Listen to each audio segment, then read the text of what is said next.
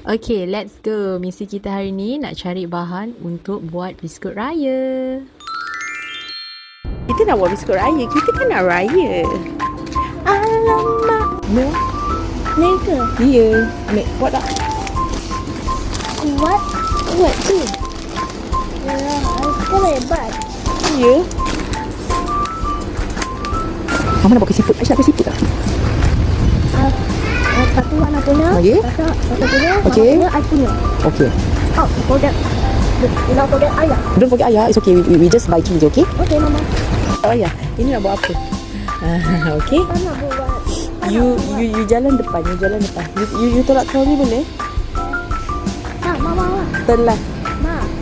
No need. Kita dah ada kat rumah. Kita ada banyak. Okay, sini. This one. This row. Wait. Okay, you take this two.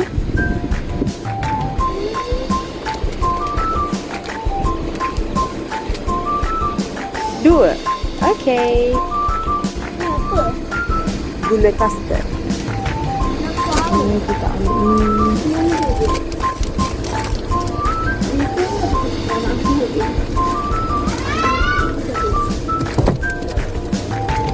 Ni satu je lah dulu.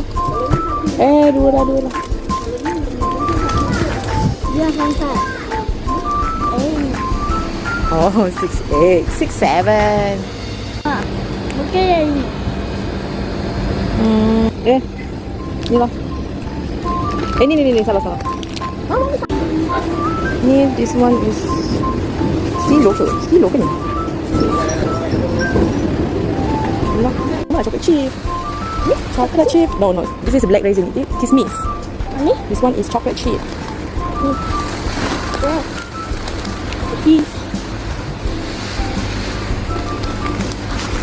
Coconut.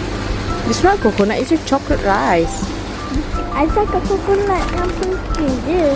Ni lah. Betul ni setengah kilo je. Boleh lah. Ambil lah dua. Untuk balik. Boleh lah. Kita nak buat cornflake. Lepas tu kita nak buat brownies. Kita nak buat Congo bar. Siput kita ada ni. Sugar. Dah lah kot. Cukup. Dah.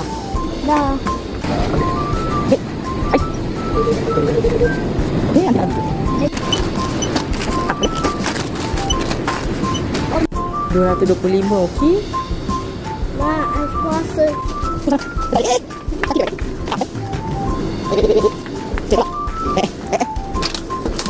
Okay, bye.